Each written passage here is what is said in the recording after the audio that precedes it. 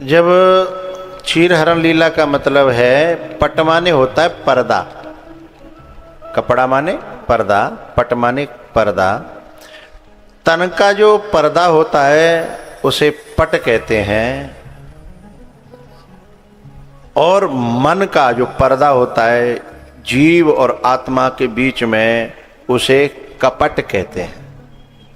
पट और कपट, ये जो वस्त्र होता है ये तन को ढकता है, पट जो होता है वो तन को ढकता है, और जो कपट होता है वो परमात्मा को ढकता है। इसलिए भगवान कहते हैं कि मोहि कपट छल छिद्र न भावा। मुझे कपट इसलिए नहीं भाता क्योंकि मेरे और मेरे भक्त के बीच में पर्दा बन जाता है, वो ढक देता है। तो भैया उसके बाद में जब इनका जीव और ब्रह्म का बीच का पर्दा तक हट गया, तो अब तो आत्मा में जो रमण, परमात्मा और आत्मा का ऐक्य हो जाना ही उसमें रमण करना है। तो उसके लिए भगवान ने मुरली बजाई है, और मुरली खुले में बजी, कमरा में भीतर नहीं बजी, खुले में। और सबको खुला निमंत्रण था, लेकिन सब नहीं आ पाए, चुनिंदा चुनिंदा लोग आए। संसार के लोग जिन्हें चुनते हैं वोट दे करके, वो संसद में बैठते हैं, और संसद में बैठने के अधिकारी बनते हैं वो लोग जिन्हें दुनिया चुनती है। लेकिन जिन्हें भगवान चुन लेता है वो सत्संग में बैठने के अधिकारी बन जाते हैं। और संसद में बैठने वाले क्या करते हैं ये बताने की जरूरत नहीं है, और सत्संग में बैठने वाले क्या करते हैं ये भी बताने की जरूरत नहीं है, और पता है मुरली जब बजाई है ना, तो मुरली सुन करके जो लोग आए हैं वो कौन हैं, और जो लोग सुन करके भी नहीं आए हैं वे कौन हैं। मुरली में भगवान ने अपने प्राण डाले, मुंह से जो हवा है उसे प्राण कहते हैं। प्राण में जो सबसे उत्तम कोटि, प्राण 5 प्रकार के, तो प्राण अपान समान उदान और ब्यान। जो मुख्य जो मुंह से निकलता है वो प्राण है। भगवान जिसमें अपने प्राण डालें, उन प्राणों से फिर जो सुर निकले, सुर जो निकलता है उस सुर में ही छुपा हुआ होता है राग। जो भी राग हो, दरबारी हो, चारुकेशी हो, अथवा कोई और हो, पहाड़ी हो, और वो जो राग है वह जीव के हृदय में अनुराग पैदा करता है। कहां से आ रही है बात?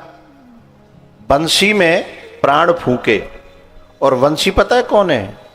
वंशी जो व्यासपीठ पर बैठा हुआ जो वक्ता है वही वंशी है, उसी में प्राण फूंकते हैं, और उससे जो सुर निकलता है वह उसमें राग होता है, और वो सबके अंदर अनुराग पैदा करता है, प्रेम पैदा करता है।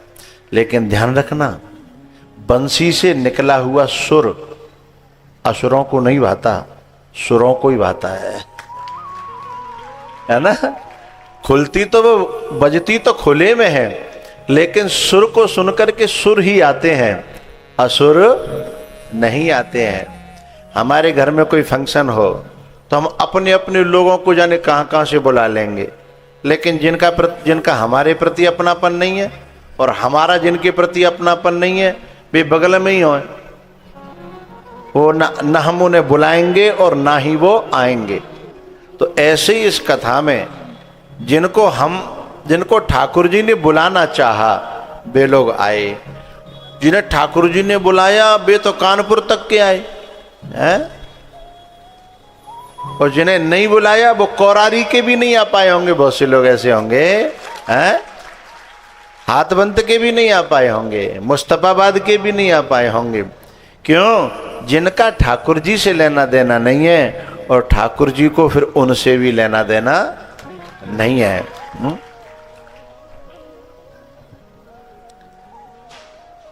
ये जो मुरली है, ये जो वंशी है,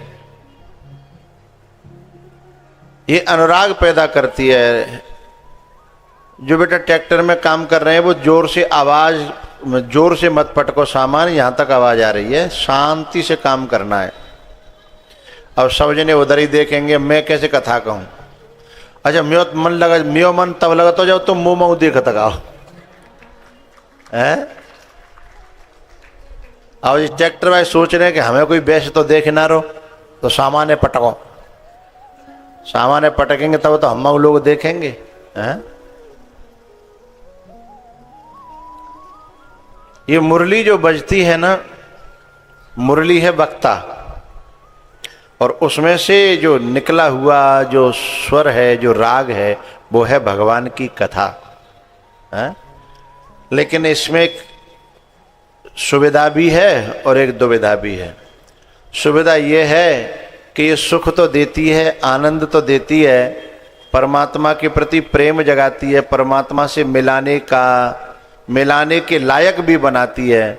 लेकिन दुख की बात यह है कि जब ये विदा का समय आता है और जब ये छोड़ करके जाती है तो फिर बड़ा दुख पैदा करती है? और जाना इसका अनिवार्य होता है। अब कौरारी में 7 दिन के लिए आई, अब 7 दिन के बाद इसे किसी दूसरी जगह बजना है। तो जब तक रहती है तब तक बहुत आनंद देती है, और जब जाने का समय आता है तो जिन भजनों पे नाचना आता था उन्हीं भजनों पे रोना आने लगता है। जिन भजनों पे थिरकते हैं पांव, उन्हीं पे फिर मन सिसकने लगता है। ये गोपियां जो है भगवान के साथ में रास रचाती हैं। भगवान जितने गोपियां थी उतने रूप बना लेते हैं। अमित रूप प्रगटे तेह काला, और जथा जोग मिले सबहे कृपाला। लेकिन पता है कुछ गोपियों को तो इसी बात का अहंकार हो गया कि भगवान मेरे संग है। इस बात का अहंकार हो गया। तो तासाम तत्सौभग मदम वीक्षमाणम च केशव, प्रशमाय प्रसादाय तत्रैवांतर धीयत। भगवान अंतर ध्यान हो गए और गोपियां फिर रोई हैं। और जिस रो रो करके माताओं का स्वभाव है, रोती चुपचाप नहीं रोती हैं माताएं। माताएं रोते रोते गाती जरूर हैं, संग में रोती जाएंगी और गाती जाएंगी। माताएं रो रही हों तो उन्हें पूछने की जरूरत नहीं है का भयो, वो रोते रोते अपने आप बता देंगे कि जे भयो जे भयो जे भयो। जैसे कोई मर्यो पर्यो होए तो बाकी सब जो बात जो माँ जाके बैठ जाओ, पूछो मत, वे रोते रोते बता देंगी कि सांझ को आए, रोती जाएंगी बताती जाएंगी। सांझ को आए पानी मांगो और चाय पी लई, और चाय पी के नेक लेटे अते सोई गुड़क से न जो आयो गले में झटका सो और चले गए। और मोह को मुँह परी बहुत लाव करते, जलेबी लाव करते, हाथ बंधते, पता ना अब को लावेगो। पीछे की भी बता दी और आगे की भी बता दी कि कोई लब्बैया हो जलेबी को तो मोते हाँ करे हैं। तो ये गोपियां जो है, लेकिन गोपी अलग चीज है। हम तो संसार के विषयों के लिए रोते हैं, लेकिन गोपी संसार के लिए नहीं है, गोपी भगवान के लिए रो रही हैं, ईश्वर के लिए रो रही हैं। संसार के लिए जो आंसू निकलते हैं वो निंदनीय है, भोगों के लिए जो आंसू निकलते हैं वो निंदनीय है, लेकिन भगवान के लिए जो आंसू निकलते हैं वो वंदनीय है। पीछे वाले लोग तो हाथ बांध के बैठे हैं, पता ना जिनका मोते दुश्मनी है। अच्छी बात हो तो ताली ना बजावते, घोंटू बांध रखे हैं, हाथ जो है खोपी बांध रखी है, जिनका मोते लड़ाई है ये जिनकी हैं। कोई बात ना, मत बजाओ, मैं हूँ आज चले जाऊंगो। फिर कल लेते देखेंगे, कल लेते जिन हाथ ने बांध के राखी हो हैं। तो भैया रो रो करके वो जो आंसू है ना, जो कन्हैया के लिए निकले, कथा के लिए निकले, गुरु के लिए निकले, वो आंसू वंदनीय होते हैं, प्रशंसनीय होते हैं। और भैंस दूध ना दे रही जाके लेने करें, वो खेत हमारा तो कहो, वो जो बिग गो जाके लिए नहीं करें, कि मैं छोरी के छोरा ना भयो ता के लिए नहीं करें, कि बाग प्लॉटा में घाटा है ता के लिए नहीं करें। ये आंसू वंदनीय नहीं है, ये निंदनीय आंसू है, क्योंकि ये सांसारिक आंसू हैं और वो पारमार्थिक आंसू हैं। तो जो गोपियां रोई हैं ना, उनके रुदन को भी श्लोकों में बद्ध करके उसे गीत कहा गया है, उसको सराहा गया है। जयति तेदिकं जन्मना व्रजः श्रयति इंदिरा शाश्वतत्रहे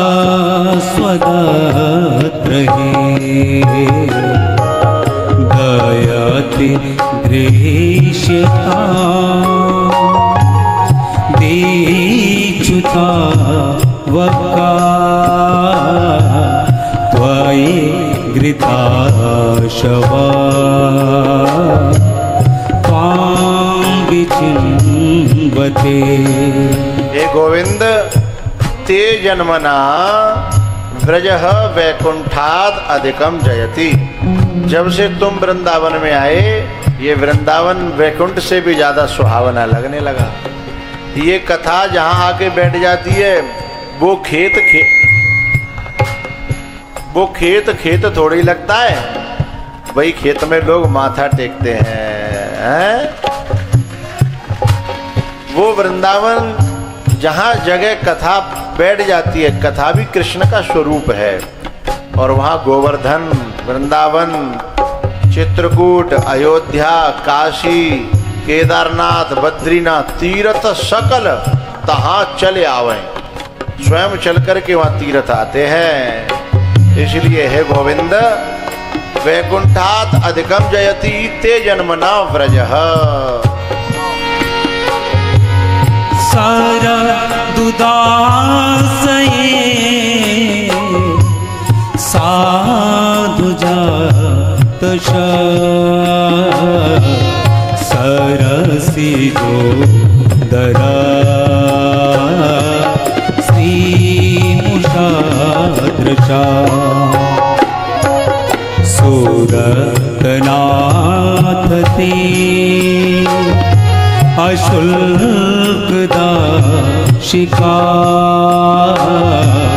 भरधने तो नेहतिम बदा। हे गोविंद, आप हमें छोड़ करके चले गए। हमने सोना मांगा नहीं, चांदी मांगी नहीं। हम तो तेरी बिना मूल की दासी, अशुल्क दासिका ते तावका अशुल्क दासिका। हम तो तेरी अशुल्क दासी हैं, और फिर भी तुम हमें छोड़ के चले गए। क्या ये तुम्हारा न्याय है? ये न्याय नहीं है। विस्मयात्मजा विश्वतो भया दशवते वयं रक्षिता। आपने हमको अगासुर से बचाया, बकासुर से बचाया है, जन कौन कौन से बचाया। हमें क्या पता ही ऐसे मारवे के लिए बचा रहे तू हैं? अगर तो मार नहीं हो तो बिनते नहीं बचा तो ही बढ़िया हो। बार बार बचाना तेरा आज मालूम पड़ा। जैसे कभी कभी जो है ना, चराया जाता है ना बकरे को, उसको पता नहीं होता कि बलि चढ़ाने के लिए चराया जा रहा है। तो तुमने ऐसे हमको बचाया, चराया, रखाया, रक्षा करी बार बार, मुहु मुहु यानी बार बार है। ते वयम रक्षिता, हम तेरे द्वारा रक्षा की गई है। ये तुमने ठीक नहीं किया। हम तो पहले मर जाते तो ही बढ़िया था। नखलु गोपिका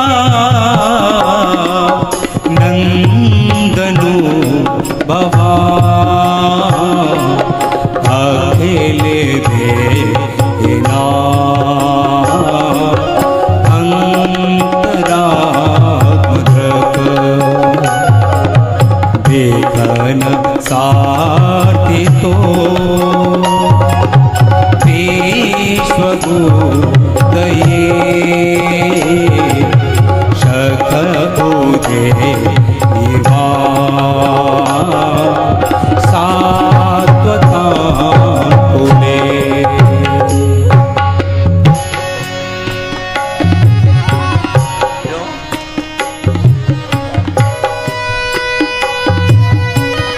एक गोपी कह रही, ए बहन, हमें लगते है जी जसोदा फसोदा कौन आए, ये ताना है कि राजी शायद प्रकट नहीं हो तो ताने ते प्रकट है जाए हैं।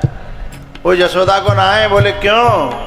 बोले जसोदा तो बड़ी दयावान है, बड़ी करुणावान है, और जा जैसो पत्थर दिल कि हमने पूरी दुनिया छोड़ दी जिसके लिए, सारा संसार छोड़ दिया और ये हमको बीच रास्ते में छोड़ करके चला गया। ऐसा पत्थर दिल न तो जसोदा है और न नंद बाबा। तो गोपिका नंदनो भवान न खलु, खलु माने निश्चय, ये पक्की बात है, देख लेना, ये नंद का नहीं निकलेगा, तो जसोदा का नहीं निकलेगा, और था भी नहीं है, वो था भी नहीं। बीखा न साथी को विश्वभूतये सख उदेवा सात्वतांकुले। सख उदेशन लालसाः तासामाविर्भुक्षोरी स्मयमान मुखाम्बुजः। हे राजन परीक्षित, ये गोपियां स्वर में रोईं, सुस्वरम यानी स्वर सहितम, रुरुदुहु रोईं, लेकिन दुनिया के लिए नहीं, दुनिया की भोगों की लालसा से नहीं, बोले तो कृष्ण दर्शन लालसाह, और कृष्ण दर्शन की लालसा से जो रोता है उसके आंसुओं की कदर भगवान भी करते हैं, और इनके आंसुओं से इनका मैल धुल गया। हम लोग जब रामायण पढ़ते हैं घर पे अपनी और कथा सुनते हैं तो कभी कभी हंसना आता है, कभी रोना आता है, इन दोनों से ही हृदय मज जाता है। जब हंसना आता है तो समझ लो उस हृदय को पवित्र करने के लिए उसमें साबुन लग रहा है, और साबुन के बाद फिर क्या होता है, पानी में दिया जाता कपड़ा है। जब आंसू आए तो समझ लो कपड़ा में पानी दिया गया, तो हृदय दोनों तरीके से पवित्र हो जाता है। इसलिए चौपाई में कहा है, गद गद गिरा नयन बहनीरा, गद गद गिरा नयन बहनीरा, मम गुण गावत पुलक शरीरा।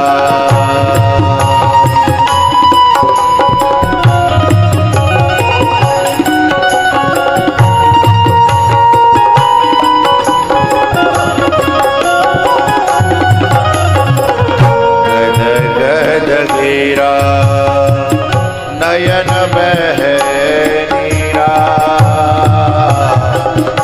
मम गुण गावत पुलक शरीरा।